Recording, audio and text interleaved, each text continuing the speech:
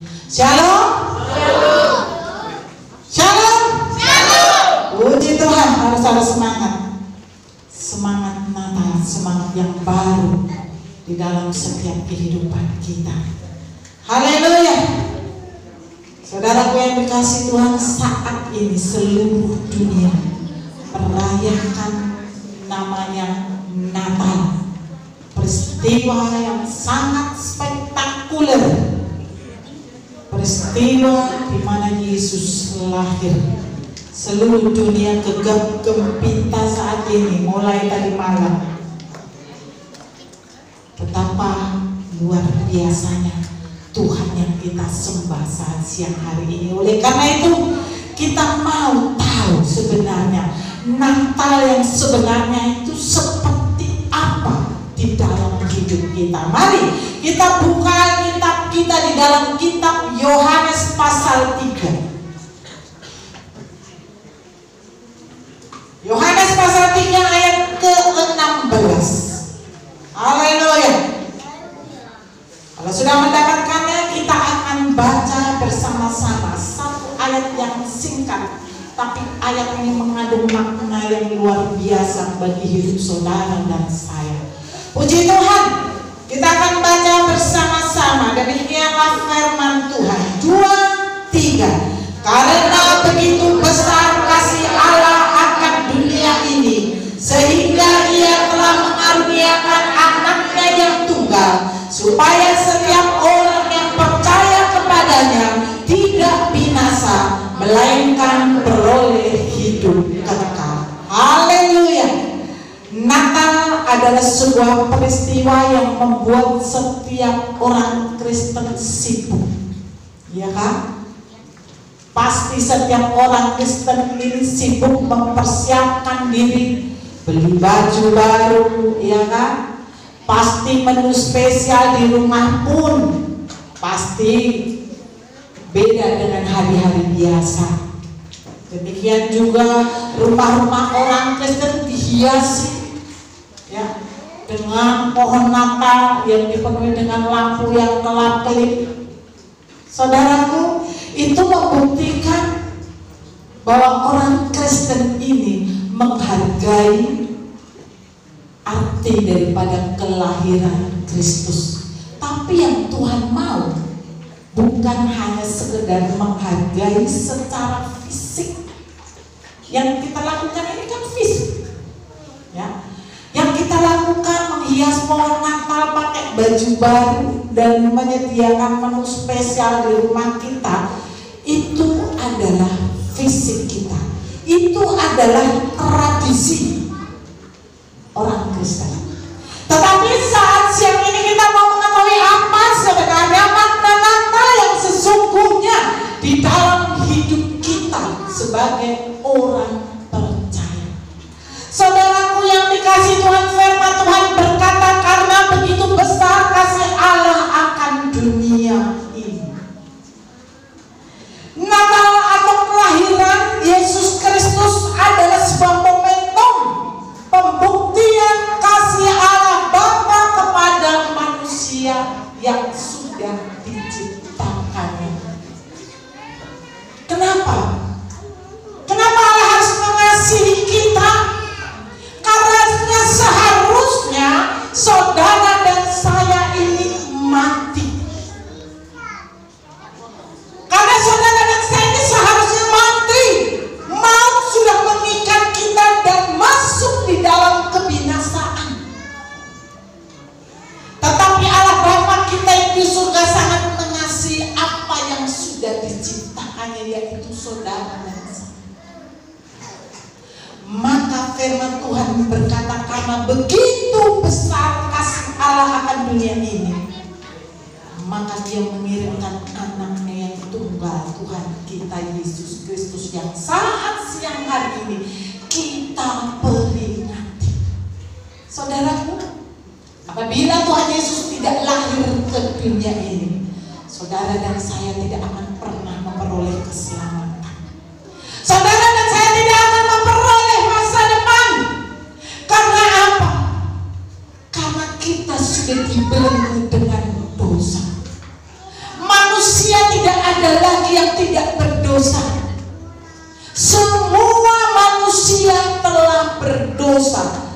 Roma 3 ayat 23. Karena semua orang telah berbuat dosa dan telah kehilangan kemuliaan Allah. Haleluya. Firman Tuhan berkata saat siang hari ini bahwa semua orang telah berbuat dosa dan telah kehilangan kemuliaan Allah. Semenjak Adam dan Hawa jatuh dalam dosa dan keluar dari Taman Eden karena melakukan pelanggaran atas setiap perintah Tuhan, maka disitulah ada jurang pemisah antara Tuhan dengan manusia yang disebut dengan dosa. Jadi dosa ini memisah hubungan kita dengan Tuhan. Dosa ini menghalangi yang baik dari kehidupan kita dari Tuhan. Oleh karena itu kita harus patahkan dosa. Dengan kekuatan kita tidak akan mampu. Bahkan semakin banyak manusia ini, Adam dan Hawa mempunyai keturunan dan saudara dan saya sampai saat ini. Begitu banyak perkembangan manusia, begitu pesat, tetapi ingat, dosa pun berkembang. Jadi dosa ini tidak diam. Dosa ini juga semakin berkembang dengan semakin banyaknya manusia. Jadi bukannya manusia mencari kebenaran, tetapi justru semakin tenggelam di dalam dosa. Kita lihat di dalam Hosea 4 ayat ke-7. Makin bertambah banyak mereka, makin berdosa mereka kepadaku. Kemuliaan mereka akan kutukar dengan kehinaan. Haleluya. Sebenarnya Tuhan menciptakan saudara dan saya itu dipenuhi dengan kemuliaan Tuhan. Saudara dan saya itu sebenarnya difasilitasi oleh Tuhan. Lihatlah Adam dan Hawa ketika diciptakan pertama kalinya, tidak ada kekurangan. Tidak ada harus berjerih lelah dulu untuk mencari makanannya seperti sekarang ini yang kita kerjakan. Tetapi semua itu akibat dosa. Maka kemuliaan Tuhan digantikan dengan kehinaan, yang artinya penderitaan, kesusahan, sakit, penyakit bisa terjadi kepada setiap kita. Saudaraku yang dikasihi Tuhan, manusia tidak dapat keluar sendiri membebaskan dirinya dari dosa.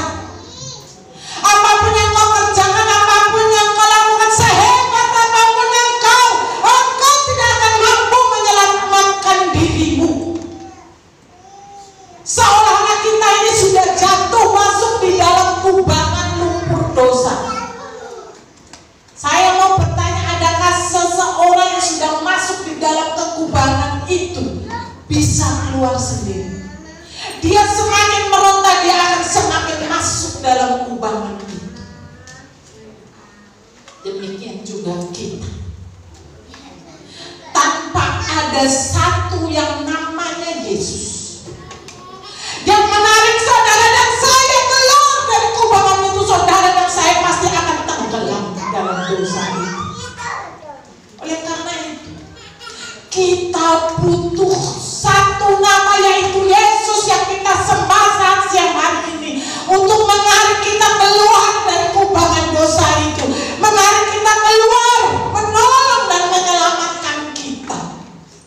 Saudaraku yang dikasihi Tuhan, Tuhan tahu kita tidak dapat menyelamatkan diri kita sendiri.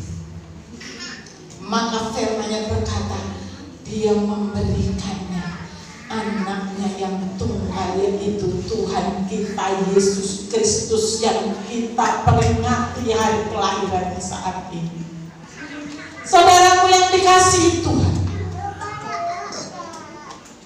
Dia yang suci, Dia yang kudus lahir ke bumi ini, lahir ke dunia ini. Kalau seseorang mempunyai bayi, anak yang baru dilahirkan, pasti tujuannya anak ini akan menjadi anak yang berhasil, anak yang sukses, anak yang mempunyai pengaruh dalam kehidupan ini. Tetapi saudara, yang ingin saya katakan saat siang hari ini, Yesus lahir diperuntukkan untuk mati, diperuntukkan untuk menderita, diperuntukkan untuk menebus dosa saudara dan saya. Tidak ada orang mempunyai anak yang mengharapkan nanti kalau besar dia akan hidupnya susah atau menderita. Tapi saat siang hari ini beda.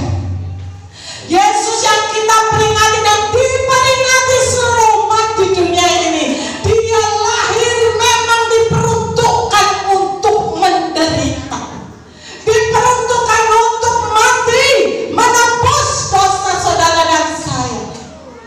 Itulah bedanya Tuhan yang kita sembah saat siang hari ini.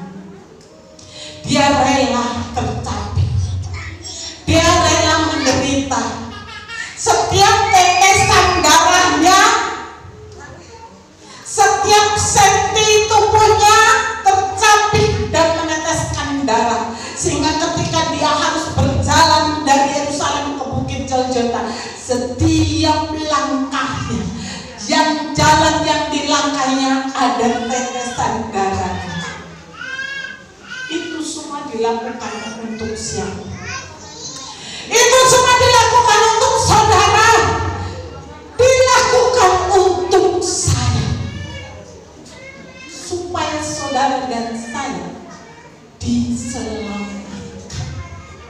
Tanpa Yesus lahir, saudara akan terus hidup di dalam kegelapan. Saudara, Tuhan lahir untuk menebus dosa saudara dan saya, supaya saudara dan saya kembali kepada misi Tuhan yang mula-mula ketika Dia menciptakan kita. Dia ingin saudara dan saya kembali dalam pelukan Bapa kita di surga, dikembalikan kepada hidup yang penuh dengan kekudusan dan kemuliaan Tuhan. Saudaraku, memang tidak mudah menyelamatkan manusia. Kenapa? Karena manusia ini banyak sekali yang masih degil hatinya, masih keras kepala, masih mau tidak percaya kepada Tuhan. Mereka masih percaya dengan kekuatannya sendiri, mereka percaya dengan kemampuannya sendiri, sehingga mereka merasa tidak perlu Tuhan. Saudaraku, kita tahu, sekalipun itu banyak orang yang belum mau percaya kepada Tuhan, sekalipun masih banyak orang yang berhati degil dan tidak mau membuka hatinya kepada Tuhan, tetapi itu tidak pernah menghambat misi Tuhan untuk menyelamatkan kita yang mau percaya kepada-Nya. Saudaraku,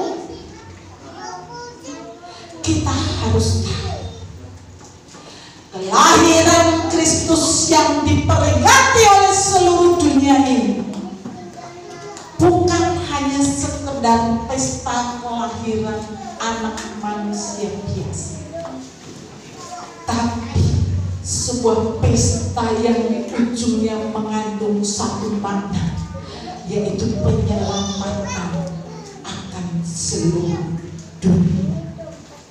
Oleh karena itu saat siang hari ini bukan menu spesial di rumah kita yang Tuhan harapkan, bukan banyaknya makanan atau kue yang kita hidangkan, tapi saat siang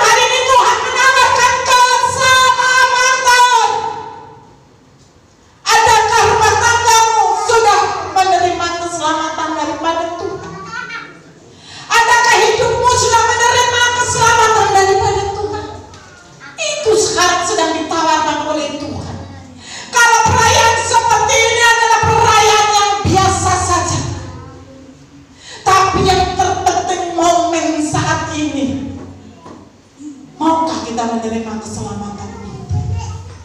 Mungkin saudara berkata, aku kan udah Kristen dari dulu.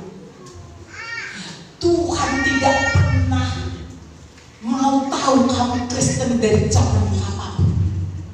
Tetapi yang Tuhan mau saat ini, adakah engkau memiliki keselamatan? Tuhan Yesus sudah menawarkan.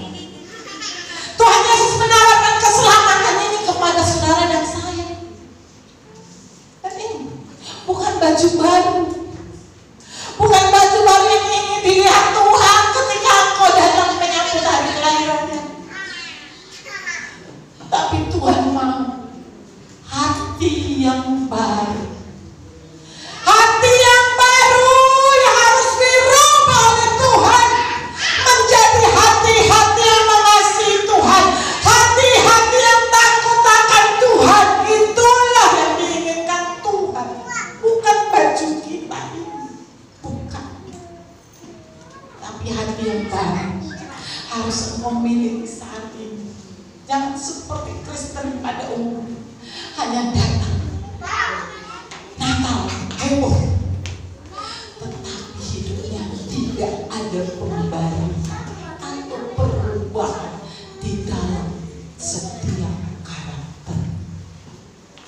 Bukan kelip pohon Natal yang begitu indah yang kita pasang setiap tahun di rumah kita. Tapi Tuhan mau cahaya Kristus yang tinggal di dalam rumah. Cahaya Kristus yang tinggal di dalam ekonomimu. Cahaya Kristus yang tinggal di dalam hidupmu, supaya cahaya ini terus memancar terang menerangi kegelapan di sekitar. Itulah yang Tuhan inginkan. Tidak ada ketika Natal sepertinya heboh, penuh dengan lampu, penuh dengan lilin. Adakah cahaya di dalam hidup?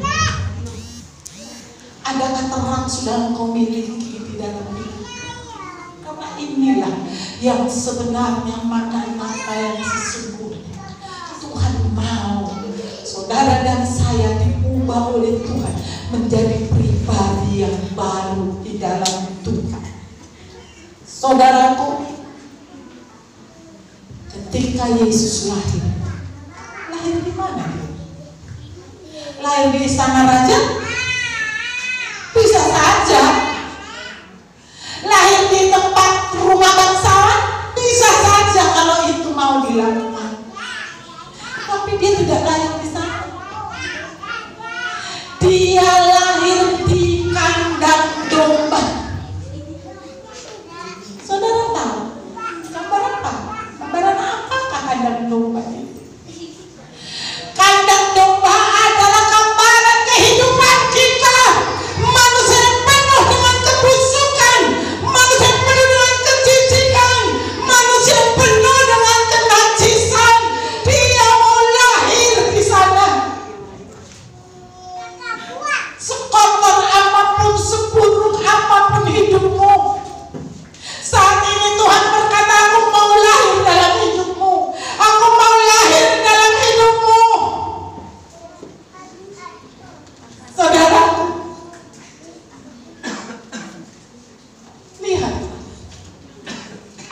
Yesus Raja di atas segala raja yang menebus dosa saudara dan saya, lahirnya di kandang domba, bukan di istana raja.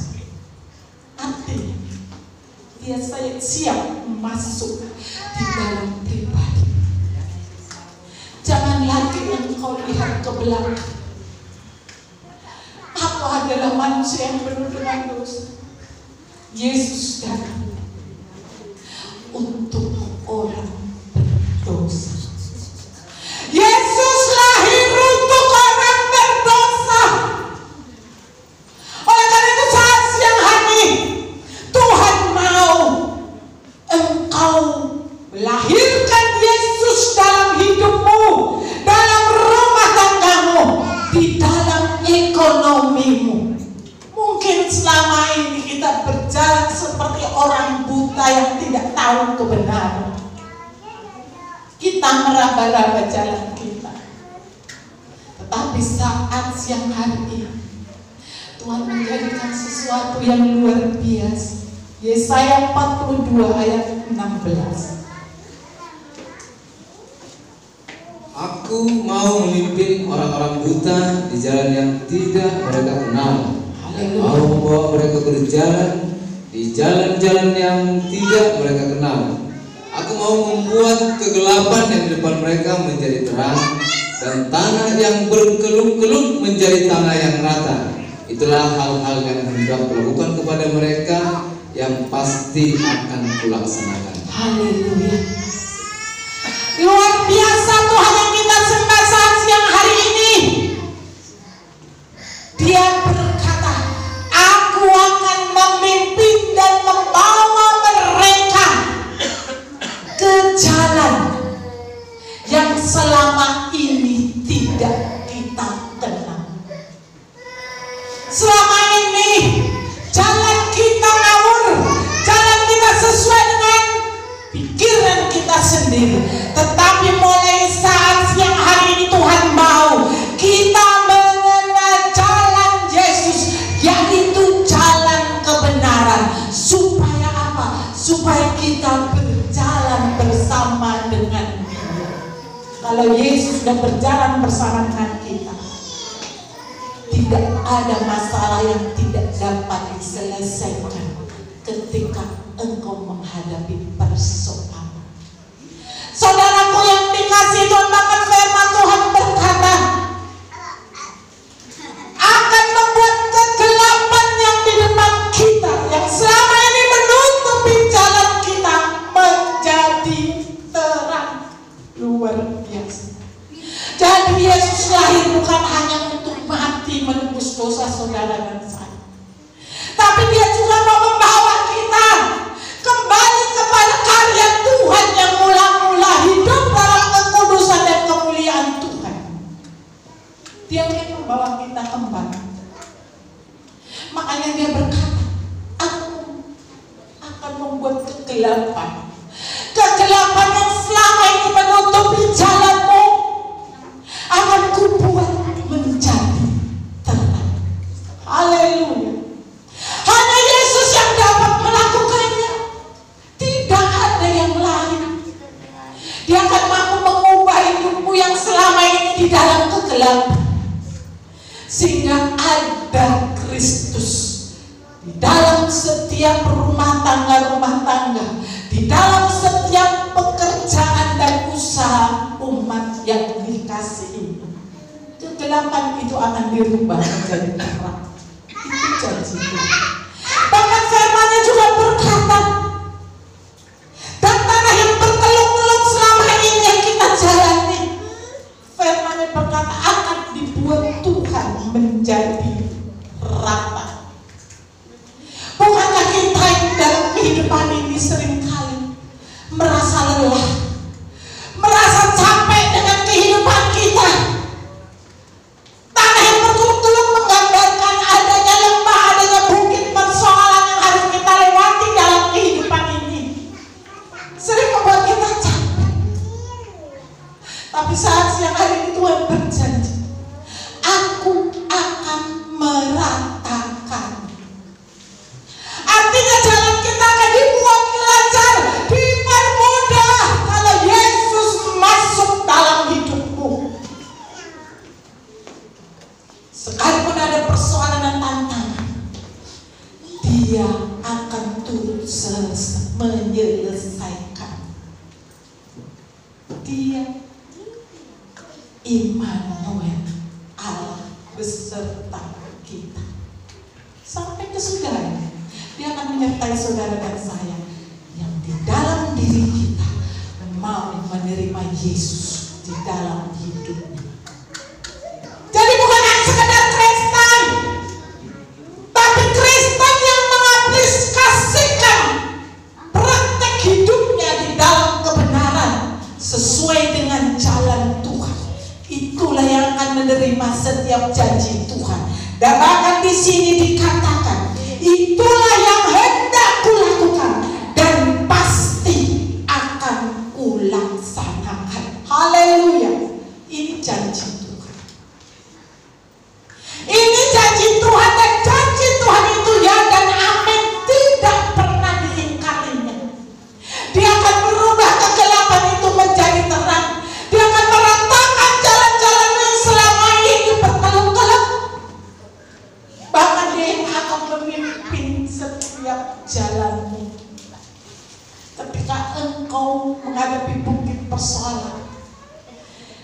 akan menggendong engkau.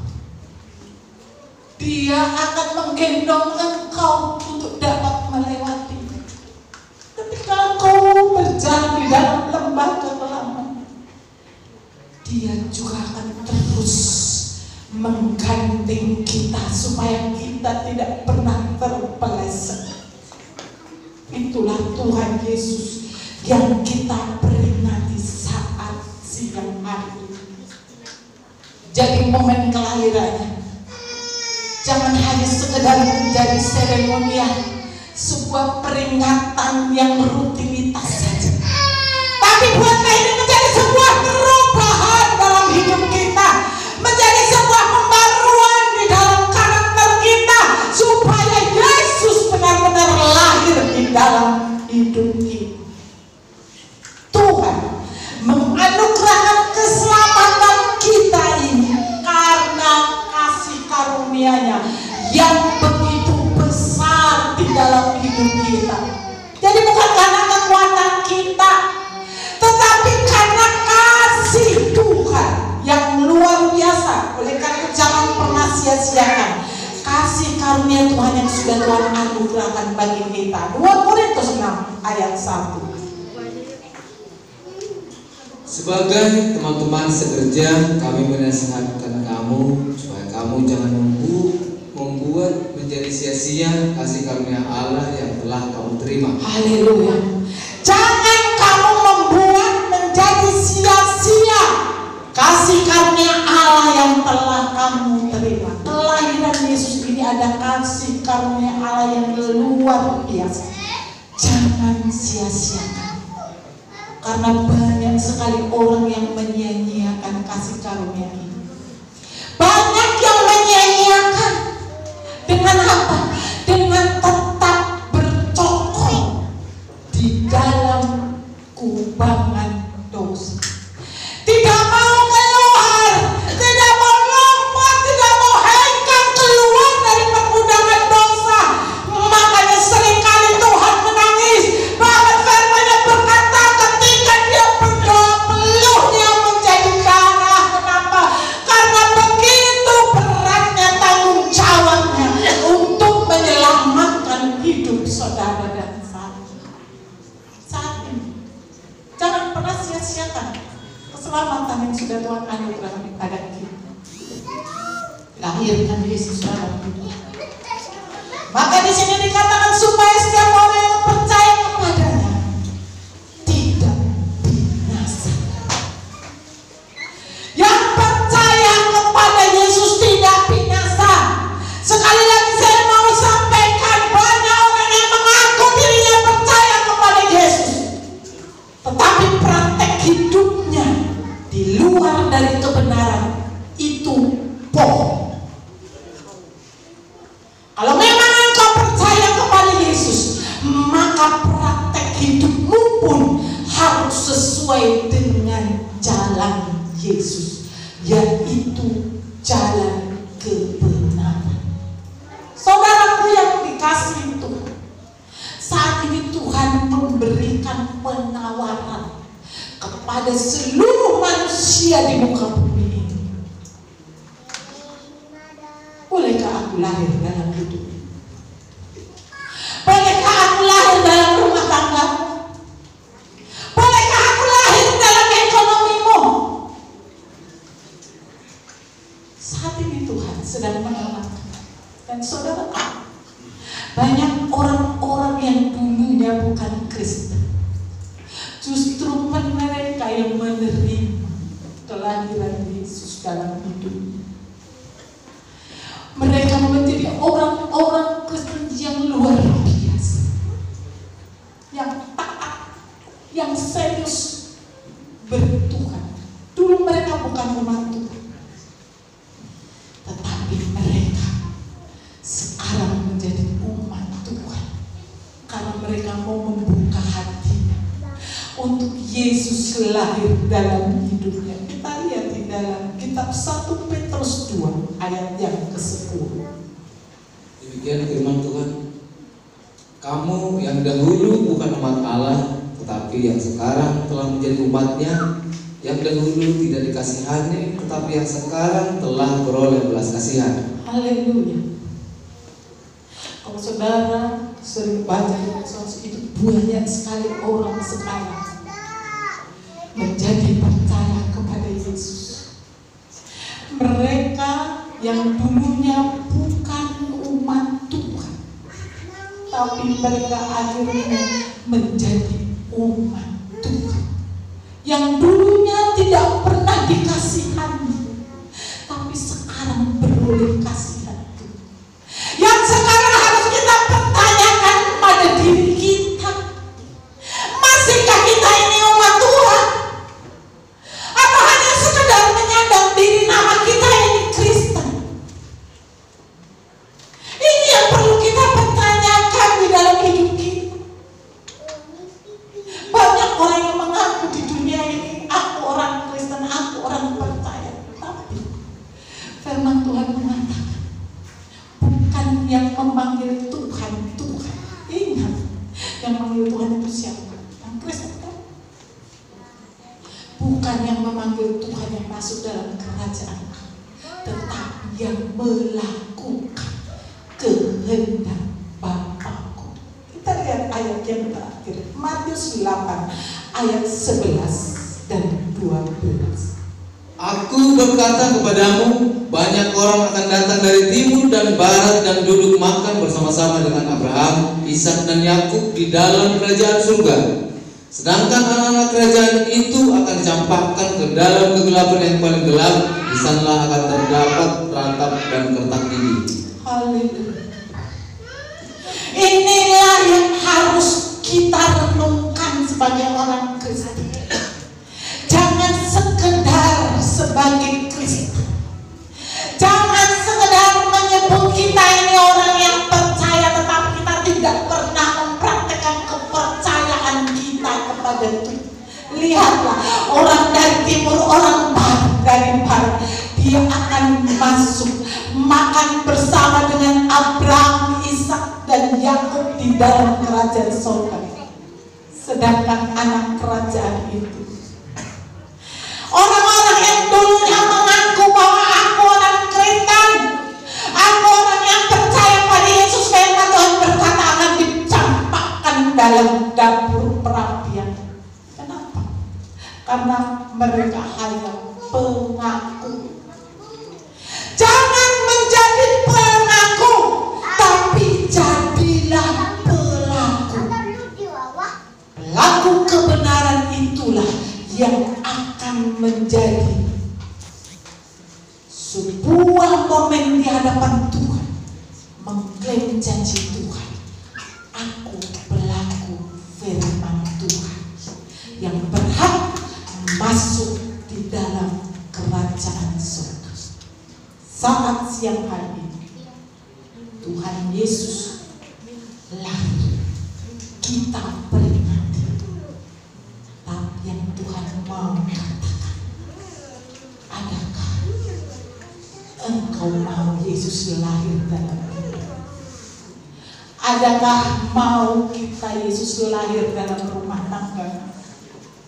Dia sanggup merubah kehidupan. Dia sanggup mengubah rumah tanggamu. Tidak ada yang sulit di hadapan Tuhan. Bukankah firman-Nya berkata, aku sendiri akan memimpin dan membawa mereka ke jalan kebenaran. Bukankah Dia berkata, aku yang akan menyingkirkan kegelapan itu menjadi terang. Bukankah Dia yang akan meratakan jalan kita. Dia berkata, itu pasti kulakukan, pasti dikerjakan. Oleh karena itu jangan buang atau sia-siakan kesempatan saat siang hari. Miliki Yesus. Jangan kau berkata, aku sudah Kristen. Kristen belum tentu memiliki Yesus. Tetapi orang yang memiliki Yesus pasti Kristen.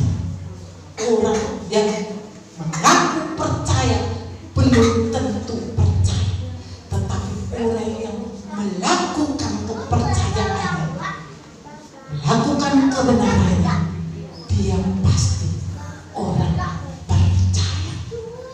Saudaraku yang dikasih Tuhan, saya rindu Natal ini bukan menjadi sebuah rutinitas kita merayakan, tapi jadikan Natal sebuah momentum pembaruan di dalam hidup kita.